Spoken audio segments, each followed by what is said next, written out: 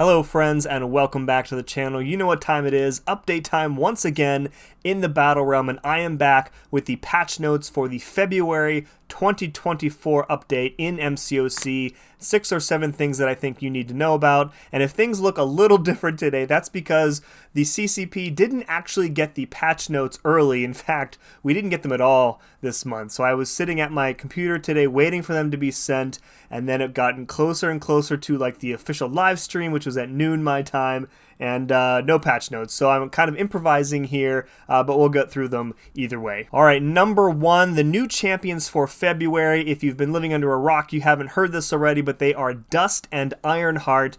IRONHEART for me in particular, I am very, very excited about. I voted for her a bunch when she was in the Summoner's Choice vote. I think that was, what, 2020 or 2021 now? It was a few years ago now. So just a really cool looking character. I love the look of her armor, and they chose to go with the comic armor rather than the MCU armor. And I think that was a fantastic decision.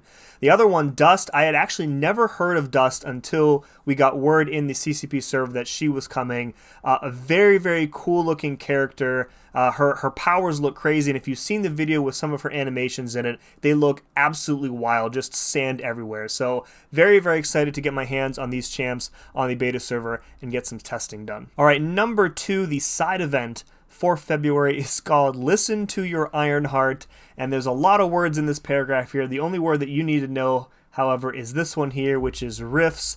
Yay! Everybody's favorite side event type. I'm not a fan of rifts. There's too big of a delta between the haves and have-nots when they run rifts. The rewards are all RNG. In the past, they have done some sort of like key or whatever, so that you can pick like one path where you get a specific reward like once a week, which has helped, I think. But in general, I don't care much for random rewards. I would prefer that people of similar progression levels get similar rewards. So we'll see how that plays out this month. Number 3, this is very exciting. So the Winter of WOE is starting in 5 days from this recording on the February the 7th. So the Winter of WOE is like the spiritual successor to the Summer of Pain, and more recently the Eternity of Pain. So the way that this is going to work is there are going to be 4 different fights spread out across 8 weeks, so 2 weeks per fight, and you will have to do the fight with one champion on your team. There will be Paragon objectives, there will be a special Valiant objective, and then I assume you will be getting like points accumulated, similar to the way Eternity of Pain worked before. And then after those 8 weeks are up, there is going to be a final like gauntlet with all 4 fights and then 2 like extra mystery fights, and they're going to be spread out around 2 paths so far. And Kevin, who was on the official stream today, was a bit coy about how exactly this was going to look. I don't have any more details about how that gauntlet is going to look, but given that there are fewer fights in the Winter of WoE than there are in Eternity of Pain, hopefully it won't be too bad. I imagine you'll still be able to get a team of 3 for that. I like that they are continuing to commit to additional solo content, because for me specifically, I don't particularly enjoy Battlegrounds, but I have felt for a long time now that the rewards in Battlegrounds are so good that the mode kind of feels required.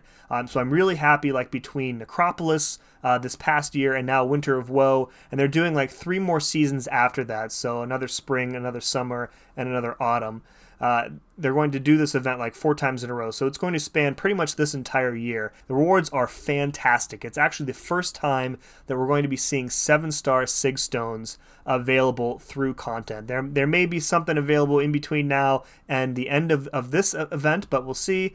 But yeah, really, really excited, and I'm happy about additional solo content for sure. Number 4, the Lunar New Year event is returning for this year. If you are newer to the game, Lunar New Year event is basically just like a calendar, maybe a solo objective, and you get these red envelopes and greater red envelopes, which are just crystals. I don't know why they're called envelopes. It is the year of the dragon, so maybe they'll do something special with that.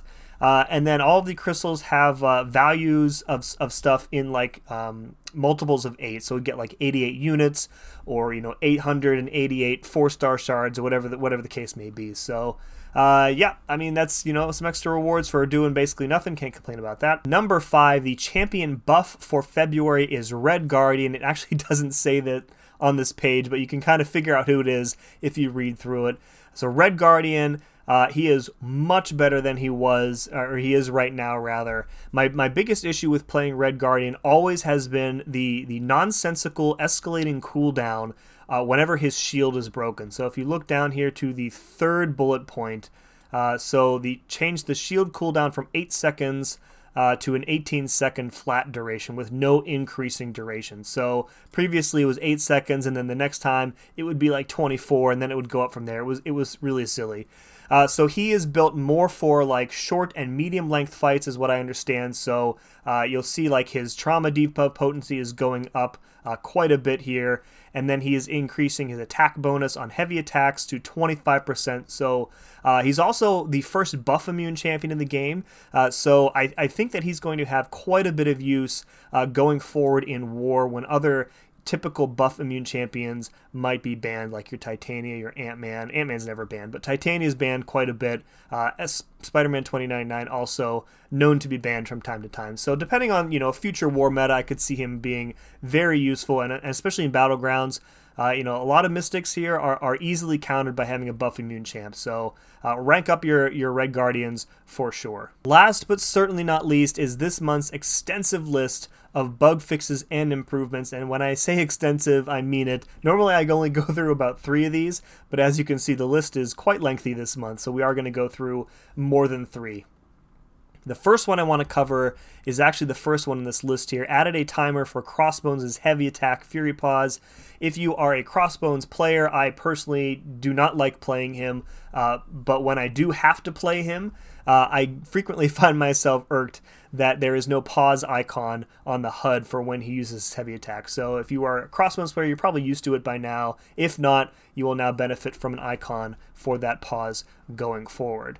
The next one I want to cover is this one here. Fixed an issue with Nick Fury's life model decoy being affected by ability accuracy reduction.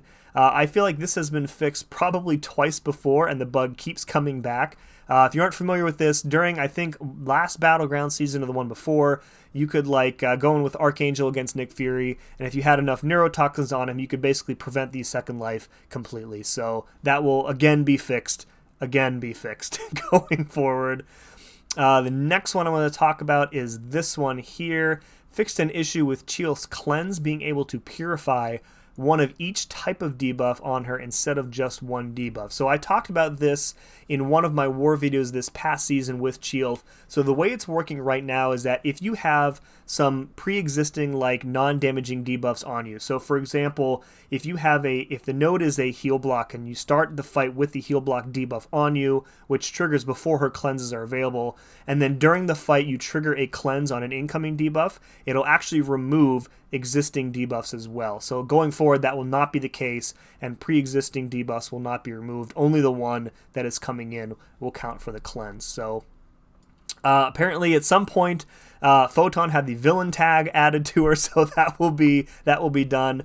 Another really big one, fixed an issue with America Chavez being able to bypass power manipulation immunity when vengeance charges are 0 in Necropolis. So a couple of masochists brought America Chavez into the Necropolis, and on fights where there is passive power gain, she is able to essentially heavy spam the defender in the corner, and even after you run out of vengeance charges where there is additional power gain, if you keep enough of those negative zone dimensions up on the defender right now, you can actually reverse the power gain and continue to heavy spam them in the corner.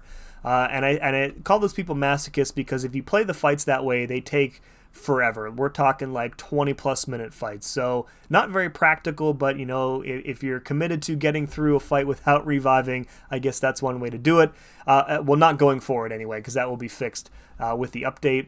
The next one, another really big issue, fixed a rare issue in the Nameless Grandmaster fight in which neither the Grandmaster says nor the Grandmaster doesn't say icons appeared for a Phase 3 prompt. I had this issue during at least one of my Necropolis runs live. I actually sent the issue to the team, along with a couple of video clips showing it happening. So in my experience, the text and the icon didn't appear, so you had no idea if the current challenge was a Grandmaster says or Grandmaster doesn't say, and you can't even go into the pause menu. It doesn't tell you there either. So you ended up just having to guess, and if you're wrong, well, then you got a token of incompetence, and you're probably losing. So that will be fixed going forward. Another one that I ran into in Necropolis is that reverted Necropolis Shocker to his pre-update kit. So at some point, the Necropolis Shocker received the buff that Shocker got elsewhere in the game. So he is actually much harder now than he is supposed to be. So if you did Necropolis up until now, good on you, because he should be a little bit easier now going forward. A couple of funny ones. Fixed an issue where Lady Deathstrike was confused about whether her opponent's abilities had actually failed. So if you use Lady D, you'll frequently see like dexterity failed or ability failed on the defender when nothing actually failed. Here we go. We re-added heal block to Thanos' info page and increased its length by 20%.